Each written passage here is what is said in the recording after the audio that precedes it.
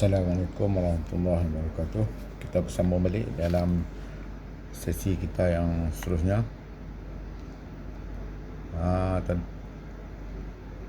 Kamu semua boleh tengok tajuk 2 ni, persediaan spesifikasi kerja persawahan, skop kerja pengawasan.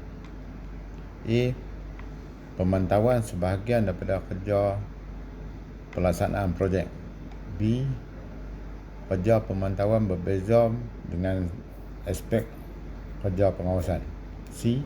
Aspek kritikal teknikal juga perlu diketahui secara umum.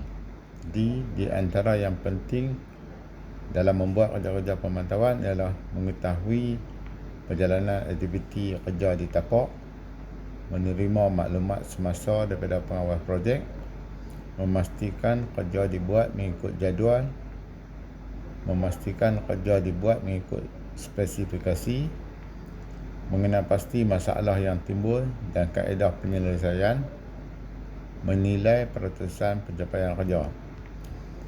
F. Peringatan boleh dibuat untuk kerja-kerja yang belum siap. Kerja-kerja pemantauan memerlukan pengetahuan dan kemahiran.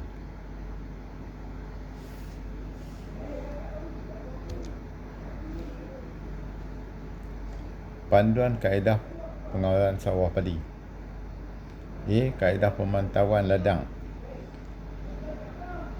Di sini kita boleh tengok kaedah ini dilaksanakan dalam rutin sebagai penilaian ladang.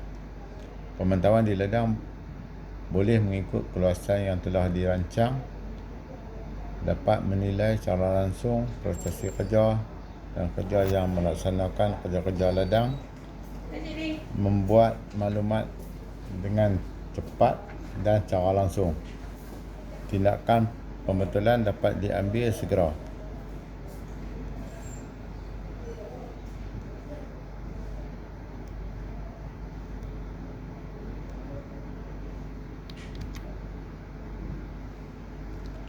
B. Kaedah semakan rekod kerja ladang. Kaedah ini dilaksanakan dalam rutin sebagai penilaian ladang. Pemantauan mengambil masa yang lebih lama bergantung jumlah rekod yang perlu disemak. Memperoleh maklumat secara tidak langsung dan maklumat yang diperolehi adalah lambat dan perlu disemak dengan pekerja ladang bagi memastikan kesahihan. Semakan rekod ladang membolehkan penilaian menyemak data-data terperinci rekod seperti kos, keperluan pekerja, peralatan dan juga input, prosesi pelaksanaan kerja dan pekerja berdasarkan tempoh pelaksanaan sahaja, dan tindakan pembetulan bergantung kepada maklumat rekod yang diperolehi.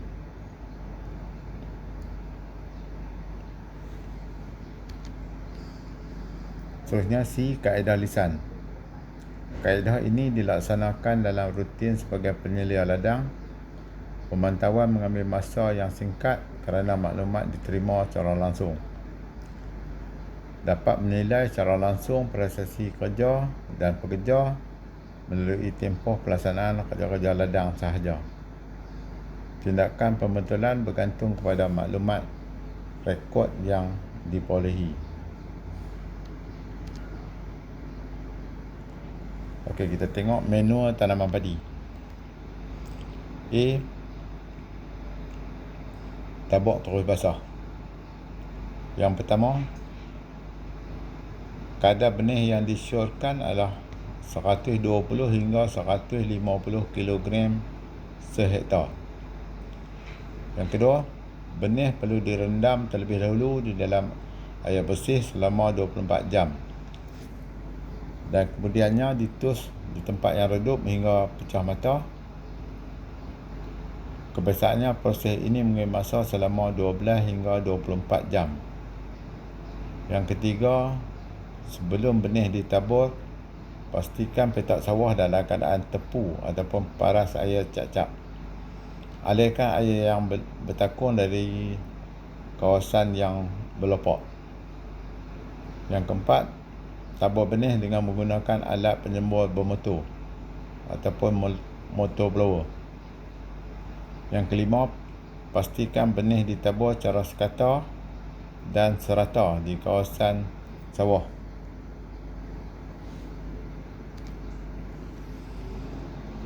Yang keduanya, kaedah mencedung ataupun menanam secara manual.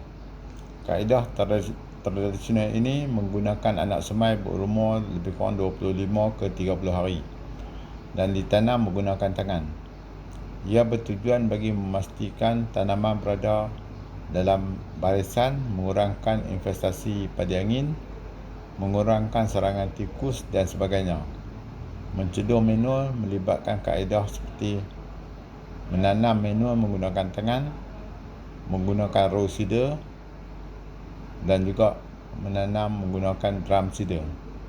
Kalau kita tengok gambar-gambar di atas,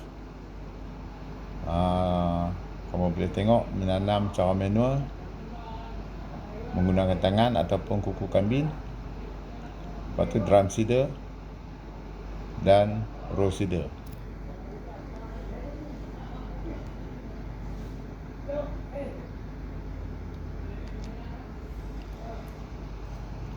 Seterusnya, mencedung menggunakan jentera menanam. Mencedung menggunakan jentera menanam, yang pertama, bagi kaedah mengubah, sebanyak 70 kg benih untuk sehektar padi diperlukan. Yang kedua, benih direndam terlebih dahulu ke dalam air bersih selama 24 jam hingga 36 jam. Ini bergantung kepada varieti padi. Dan kemudiannya ditutuskan di tempat yang redup sehingga pecah mata. Kebiasaannya proses ini mengambil masa selama 12 hingga 24 jam. Yang ketiga, benih yang bercambah kemudiannya disemai di dalam tray ataupun dulang semaian menggunakan media arang sekam. Kebiasaannya berat basah benih yang akan disemai bagi setiap dulang ataupun tray semai ialah antara 250 hingga 300 gram satu tray. Proses ini akan dijalankan menggunakan mesin menyemai ataupun kita panggil production line. Yang keempat, sebanyak 260 hingga 280 dulang ataupun tray semai diperlukan untuk 1 hektar sawah ataupun 75 hingga 80 tray untuk 1 relung. Yang kelima, anak semaian yang sesuai ditanam apabila berumur di antara 15 hingga 18 hari. Yang keenam, anak semaian ditanam di sawah dengan menggunakan jentera menanam ataupun transplanter pada jarak 15 cm di dalam barisan dan 30 cm jarak di antara barisan, iaitu jarak yang disyorkan.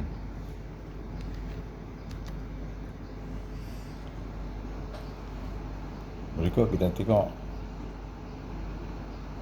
gambar-gambar yang aliran untuk semaian menggunakan jentanam. Yang pertama tu kita tengok benih dalam tray semaian sebelum dipindah ke tapak semai. Seterusnya, anak semaian yang telah kita pindahkan ke tapak semaian. Seterusnya, menanam menggunakan mesin tanam. Dan seterusnya, aktiviti menyulam.